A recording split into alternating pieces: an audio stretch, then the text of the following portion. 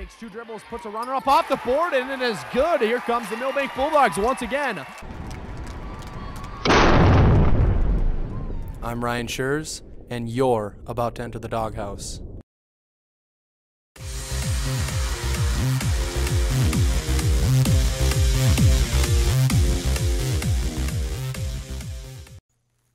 Welcome back to the doghouse. I'm still your host, Ryan Schreurs. We have a lot to talk about, so let's get started. The Lady Bulldogs hosted their last 2 home games since the last time we met, so let's take a look at the highlights. Last Friday was a matchup against the Webster Bearcats, and the first quarter was all Webster. The Bearcats came out of the gate strong as their shooting was incredible.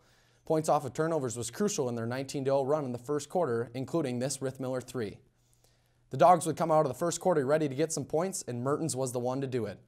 Wendland would also contribute to the 10 second quarter points for the Lady Bulldogs, as the halftime score was Webster 27, Millbank 10.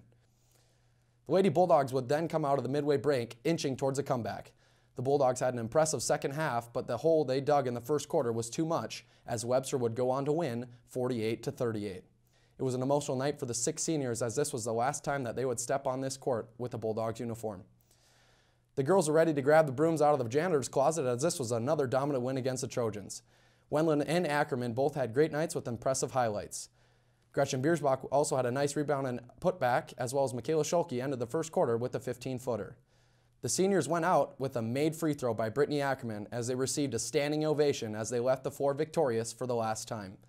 The Lady Bulldogs would go on to win 65-33. I interviewed Brittany Ackerman and Coach Joe after the game, and here's what they had to say. I'm here with Coach Joe Frederiksen of the Millbank girls basketball team. Great win tonight. What do you think that you guys did well tonight? I thought we played a pretty good offense. I thought we did a good job of handling a little bit of their pressure and getting to the rim and making some easy shots. So we got some good layups, and it helped us have a big lead, and you know, we rolled with that. So it worked well for us. Brittany Ackerman, how do you think of that last home game win? Pretty good. I loved it. I just love playing with my seniors and everything. You know, it was a very emotional win. Do you think you guys just needed that one going into the region tournament? Definitely. We have another one coming up with Clear Lake. Hopefully it'll be the same thing. Well, Brittany Ackerman, good luck in the region tournament. Thank you. The girls traveled to Clear Lake to play the Dual Cardinals on Thursday to wrap up their regular season. The Vulpires would take lead of the bloodbath of the game against the Lady Cardinals and would go on to win 51-40. Besides the term papers being written pregame and a swollen lip of Brittany Ackerman, the Lady Bulldogs will play Britain Hecla on Tuesday at 4:30 p.m. in Webster. The gymnastics season has come to a close, and for one senior, it's pretty emotional. I asked her about her state tournament on Tuesday, and here's what she had to say about her last gymnastics season. Taryn Schneck, you did place at the state gymnastics meet, so what do you have to say about this? It was good. We all did well. It was a good last meet. Was it a very emotional time for you as it was the last meet? It was. It was really sad. Thank you for your time. Thank you. Taryn had a great career here at Millbank, and she will be missed on the flipper bars, the long stand, and the bouncy mat. The boys team hosted the Ortonville Trojans to end the doubleheader on Tuesday night, and were out for vengeance after a tough loss in Minnesota. Junior Jacob Jackson opened the scoring for the night with a nice three-pointer where he has been scoring all year. Riley Thompson would then answer for the Trojans. It was a back-and-forth first quarter, but the Trojans would start to score as the Bulldogs would get in foul trouble in the second. Here's senior J.P. Lindquist scoring 2 points before the Ortonville Trojans would find no defense as they would score 2 to answer. Britton Conroy would later nail a three-pointer before the first half horn would sound. Ortonville would lead Millbank 31-18 at the break. Millbank would then go on an incredible run to open the half. Credit to J.P. Lindquist for 4 points in a row for this 10-0 run. Conroy would then go on to score 2 points to get the Trojans back into it. The third quarter run would not be enough against the Trojans, as Thompson would help his Trojans to go on to win 63-45. Despite the tough loss, I interviewed Jacob Jackson about the upcoming region tournament after the game, and freshman Derrick Aho about his incredible reverse layup. Derrick, disregarding the tough loss to Ortonville tonight, what do you have to say about that amazing reverse layup that you had? It was just instinct, and it was only worth 2 points, so not that big of a deal. After a tough loss against Ortonville, any comments on tonight's game? We let a lot of stuff happen. We weren't communicating very well. Just weren't ready to play. The boys team would host the Dual Cardinals on Friday night, looking for their 5th win of the year. The Cardinals would go ahead and keep the lead mostly in the first half, as Cooper Gates would knock down 2 consecutive threes.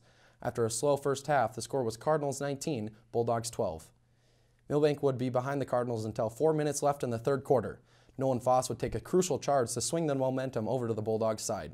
Senior J.P. Lindquist and freshman Johnny Ash would then go on a 3-point affair, combining for 9 points in less than a minute, to tie the game at 24 apiece. Milbank would go to score 5 more points to tally a total of 17 third-quarter points to go ahead 29-27 going into the final period of play. The senior leadership of J.P. Lindquist would lead the way in the fourth quarter, scoring 21 points on the night.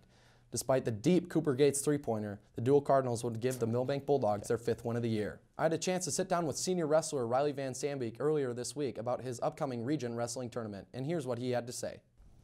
All right, I asked Brady Krause, I'm going to ask you the same thing. What did it mean to beat Webster as you guys lost to him by 1 point last year? What did it mean to beat him this year? It showed that we worked hard this offseason, and also we like to thank Chris Leach's rib for being hurt that day. What do you have to say about that nice slam that he had? It was, I don't know, from the bench, because I was out that match, it's pretty happy. Riley Folk, what do you have to say about your hip injury that's putting you on the sideline for the wrestling season? I really sucked. I thought I was going to make the state this year. I don't know. It hurts. It hurts right here. Right here.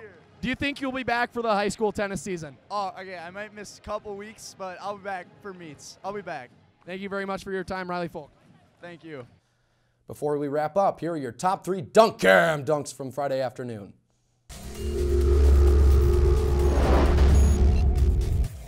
Coming in at your number 3 dunk is going to be Nolan Foss dunking over sophomore Riley Folk. There it is in slow motion one more time. Not sure how Riley Folk didn't see him there, but Nolan gets the dunk.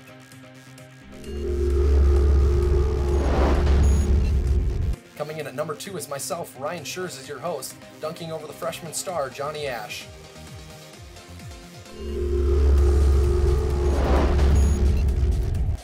And coming in at your number 1 dunk is going to be senior J.P. Lindquist slamming it down on his father and teacher, Mr. Lane Lindquist. Let's watch it one more time as Mr. Lindquist is going to laugh about it at the end.